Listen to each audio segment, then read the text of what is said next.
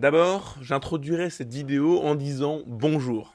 Comment ça va aujourd'hui? Alors, la vidéo d'aujourd'hui peut être considérée comme une intro aux vidéos qui suivront.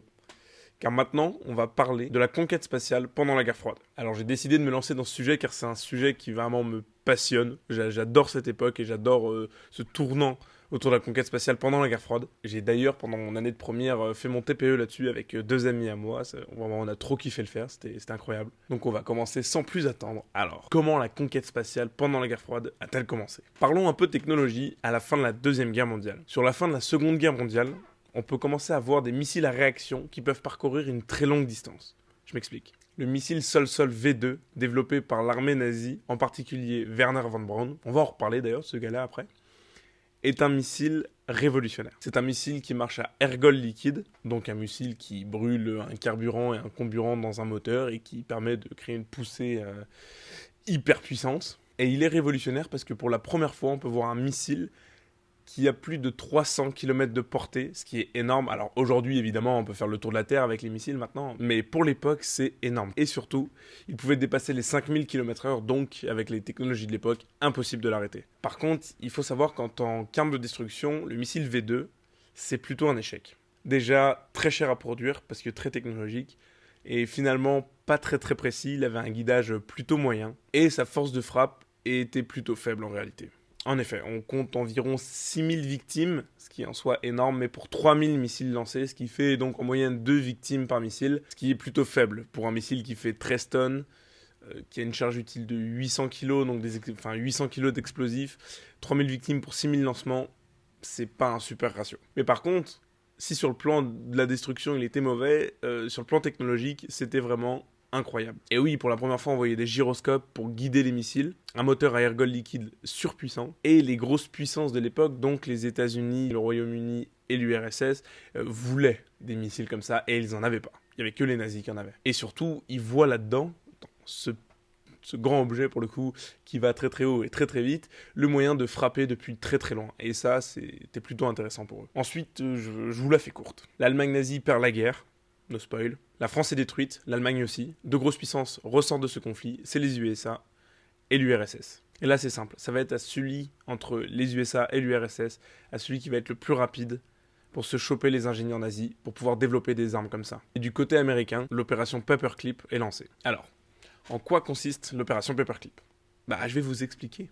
Et oui, c'est le titre de la vidéo. L'armée américaine veut exfiltrer 1500 ingénieurs nazis, premièrement pour lutter contre l'URSS et récupérer les armes secrètes du Troisième Reich. Et cette opération Paperclip, elle débute en juillet 1945. Les ingénieurs récupérés ont évidemment travaillé sur les armes chimiques du Troisième Reich et les armes militaires. Et les armes chimiques, c'était en particulier le Zyklon B, le gaz qui a servi à l'extermination des Juifs. Et l'armement, c'est donc en particulier les missiles V2. Ils affectent donc ces ex-ingénieurs nazis à des postes plutôt importants dans la recherche et le développement d'armes militaires un peu partout aux USA. Et vraiment, ces ingénieurs nazis et l'évolution qu'ils ont apportée aux USA a été radicale pour la course contre l'URSS pour la technologie. Et l'ingénieur dont je vous ai parlé au début, qui se nomme Werner von Braun, on va en reparler maintenant. Ce gars-là, il supervisait en fait le développement des V2. Et il a été récupéré par la NASA pour travailler sur le développement des fusées et des missiles. Et oui, car le V2, si on enlève la bombe, qu'on met un satellite, qu'on l'améliore un peu pour qu'il puisse vraiment aller en orbite, et là ça devient un satellite et une fusée utile à la société au lieu d'une bombe finalement. Donc Werner von Braun, de base il était passionné d'astronautique, il rejoint un groupe en Allemagne où ils font des petites fusées expérimentales parce que vraiment ils kiffent ça quoi. Pour continuer l'expérimentation et apprendre de plus en plus à comment marche l'astronautique, la balistique, à créer des moteurs, etc., il accepte de rejoindre l'armée en 1932 et il est assigné à la balistique liée à l'armement militaire en Allemagne. Donc il peut en soi enfin travailler sur les moteurs, sur la balistique, sur les fusées et en apprendre davantage sur toute l'astronautique. Mais lui finalement il préfère faire ça pour le plaisir et pas pour créer des bombes à tirer sur des populations civiles quoi.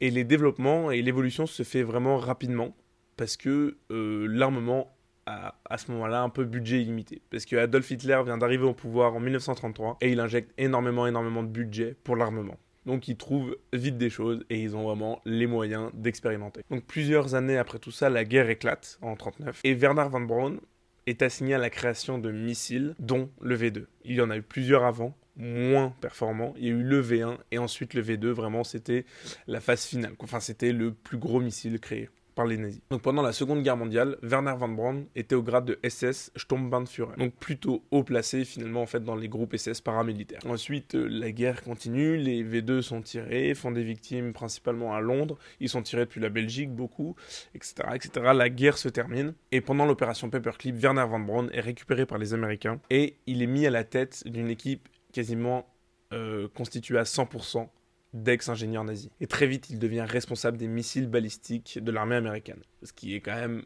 assez gros, parce qu'on rentre quasiment pour eux dans une guerre totale contre l'URSS. Il est très vite mis au haut gradé chez les Américains pour pouvoir travailler sur des missiles.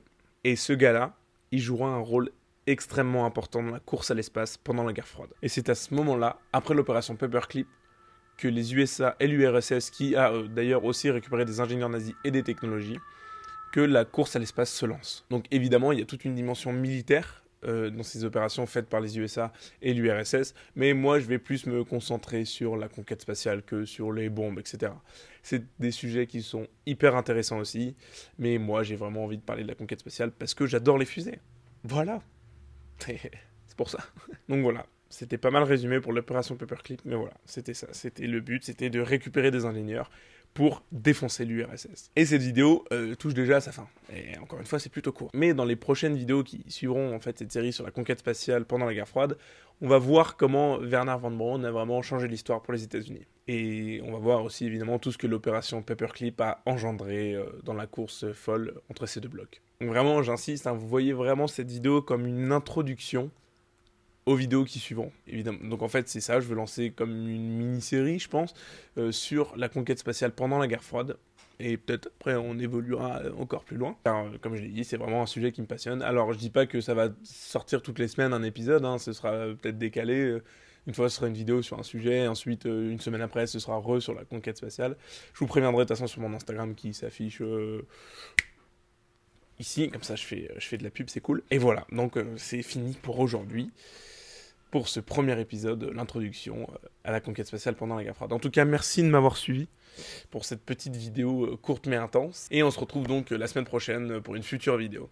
Allez, bisous. Ah oui, et n'oubliez pas de vous abonner, liker, commenter, tout ça. Mais que des bons commentaires. Si la vidéo, elle vous plaît pas, dites-le pas. Comme ça, moi, ça me fait stonks un peu. Allez, bisous.